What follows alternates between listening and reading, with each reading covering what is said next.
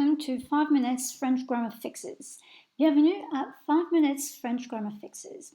Today I'm going to guide you through a very basic step-by-step on how to change your verbs into the past tense.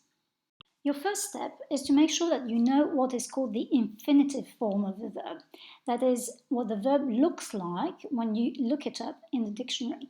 For example, if you want to say I played, you need to think the infinitive of I played is to play. So this is what you're going to look up in the dictionary, and you'll find that to play is jouer. Now, it's worth noticing the last two letters of your verb. This will help you later in the process. Your second step is to look at the word that is just before your verb in the sentence, and that word is called the subject of the verb. For example, when you say, I played tennis this morning, the subject of your verb, played, is I, and in French that is je. Your third step, and this step is really, really important and often forgotten about. Your third step is to establish if your verb uses the verb avoir or the verb être as its first part. In most cases, it uses avoir. Then you can choose your first part from one of these two lists. So in the case of I played, I is the subject of my verb. I is je, so if I look up at my list, the je has got ai after it, so my first part for I played is going to be j'ai. Your final step is to work out the second part of your verb, and this second part we call the past participle. This is when looking at the last two letters of your infinitive is useful. So if you remember when we looked up to play, it was jouer and it ended in er. So whenever your verb in the infinitive form finishes in er, your er is going to be replaced by e accent. If your verb finishes in ir, you replace the ir with I. For example, the verb finir becomes fini.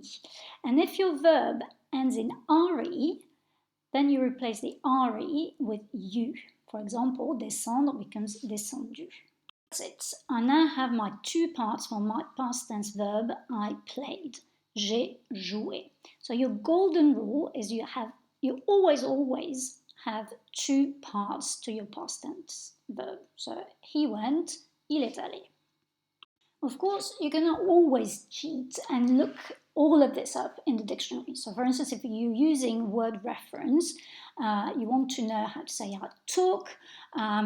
So you think, okay, I took is the verb to take. So I look up to take. I find that it's prendre. And if I click on this double arrow, purple double arrow next to prendre, it will give me all the tenses for prendre, and in particular the past participle of prendre, le participe passé, pris. But remember that you do not always have access to a dictionary or a verb table. And anyway, if you think about it, how likely are you to use a dictionary or even Siri if you are speaking? Basically, you need to make sure that you remember and practice these steps. Where is my subject? Let's work out my part 1, let's work out my part 2. Now, be careful with that second part, because there are some verbs that are irregular and you need to know what they're changing to. Dictionary will tell you, but there are some common verbs you need to remember. So, for example, the verb to understand, comprendre, is an irregular verb and it changes into compris for its second part. Compris? Understood?